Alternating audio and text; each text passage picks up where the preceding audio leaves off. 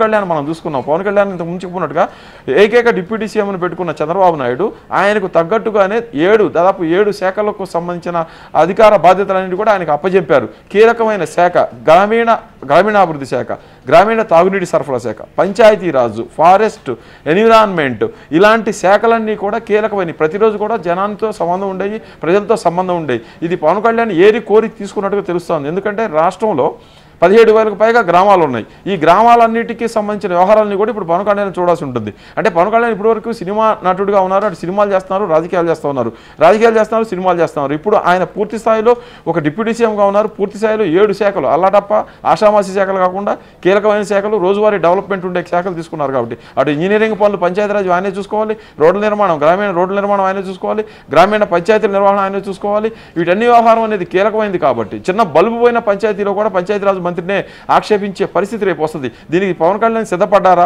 అలాంటి పరిస్థితి రాకుండా ఉండడం కోసం ఆయన ఈ శాఖలు తీసుకొని సమర్థవంతంగా పనిచేద్దాం అనుకున్నారనేది చూడాల్సింది. ఇప్పటి వరకు పవన్ కళ్యాణ్ ఒక పార్టీ అధ్యక్షుడిగా చూసాం. ఇప్పుడు ఆయన ఒక ఎమ్మెల్యే అయ్యారు, ఎమ్మెల్యే తర్వాత మంత్రి అయ్యారు, మంత్రికి కూడా డిప్యూటీ మంత్రి అయ్యారు, డిప్యూటీ సీఎం అయ్యారు. ఇలాంటి పరిస్థితుల్లో అలాంటి శాఖలు తీసుకుని ఆయన ఎలా న్యాయం చేస్తారనేది ఆయన నిరూపించుకోవాల్సిన పరిస్థితి ఏర్పడుతుంది. కొన్ని సినిమాలు ఆయన చివరి దశలో ఉన్నాయి, షూటింగ్ చివరి దశలో ఉన్నాయి.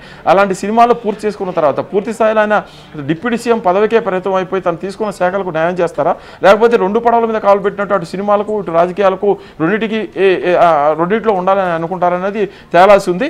పంచాయతీరాజ్ శాఖను, గ్రామీణాభివృద్ధి శాఖను, గ్రామీణ తాగునీటి సరఫరా శాఖను, ఫారెస్ట్, ఎన్విరాన్మెంట్ ఈ శాఖలన్నీ తీసుకున్న పవన్ కళ్యాణ్ వాటికి న్యాయం చేయడానికి సంపూర్ణంగా సిద్ధమైన తర్వాతనే అవి తీసుకోవడానికి సిద్ధపడినట్టుగా మనకి అర్థమవుతుంది. ఇక